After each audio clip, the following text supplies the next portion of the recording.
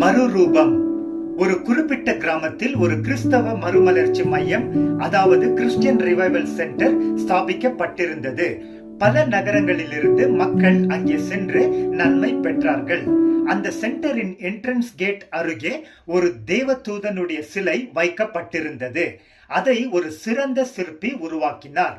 உண்மையான தேவதூதனை பார்ப்பது போலவே அழகாய் செய்யப்பட்டு இருந்தது. அந்த சென்டருக்கு தியானம் செய்ய செல்லுபவர்கள் அந்த தேவதூதனுடைய சிலையை படம் பிடிப்பார்கள். சிலர் மரியாதை செலுத்துவார்கள். சிறு பிள்ளைகள் அதன் காலின் கீழ் பூக்களை வைப்பார்கள். இதை அடிப்படையாக வைத்து ஒரு கதை சொல்லப்பட்டது. அந்த ரிவைவல் சென்டர் கேட்டின் கீழே ஒரு பெரிய கல் போடப்பட்டிருந்தது. மக்கள் அந்த கல்லை மிதித்து கொண்டு உள்ளே பிரவேசித்தார்கள். ஒரு நாள் அந்த கல் தேவதூதனாக வணையப்பட்ட கல்லை பார்த்து, உன் மீது எனக்கு பொறாமையாக இருக்கிறது, என்னை போலவே நீயும் கல்லாக இருக்கிறாய். உன்னையோ மக்கள் கவனித்து உனக்கு மரியாதை செலுத்துகிறார்கள், ஆனால் என்னையோ மிதித்து முன் செல்லுகிறார்கள் என்றது.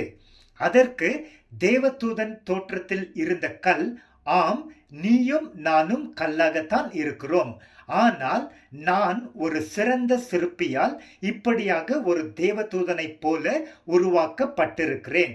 மேலும் இந்த அழகிய தோற்றம் எனக்கு உண்டாவதற்கு நான் பல அடிகளையும் வலிகளையும் ஏற்றுக்கொண்டேன் என்று பதில் கொடுத்தது. பிரியமானவரே, இந்த கதை நம் கிறிஸ்தவ வாழ்க்கைக்கு உற்சாகத்தை கொடுக்கும் கதையாக இருக்கிறது. தேவனுடைய தீர்மானத்தின்படி அழைக்கப்பட்டவர்களாக தேவனிடத்தில் அன்பு கூறுகிறவர்களுக்கு சகலமும் நன்மைக்கு ஏதுவாக நடக்கிறது. தேவன் எவர்களை முன் அறிந்தாரோ அவர்களை தமது குமாரனாகிய இயேசு கிறிஸ்துவினுடைய சாயலுக்கு ஒப்பாக இருப்பதற்கு முன் குறித்திருக்கிறார். ரோமர் 8:28-29. நாம் எல்லோரும் ஆவியாக இருக்கிற கர்த்தரால் அவர் சாயலாகவே மகிமையின் மேல் மகிமை அடைந்து மறுரூபம் அடைகிறோம். 2 கொரிந்தியர் 3:18. பிரியமானவரே, இயேசு கிறிஸ்துவின் சாயலுக்கு ஒப்பாக மாற்றப்படுகிற நாம் உண்மையாகவே பாக்கியவான்கள். பாடு, உபத்திரவம், தனிமை, நஷ்டம், சோதனைகள் எல்லாவற்றையும் பரிசுத்த ஆவியானவருடைய உதவியால் சகித்து அவர் நம்மை மறுரூபமாக்க ஒப்பு கொடுப்போம். அவருக்கே மகிமை. ஆமேன்.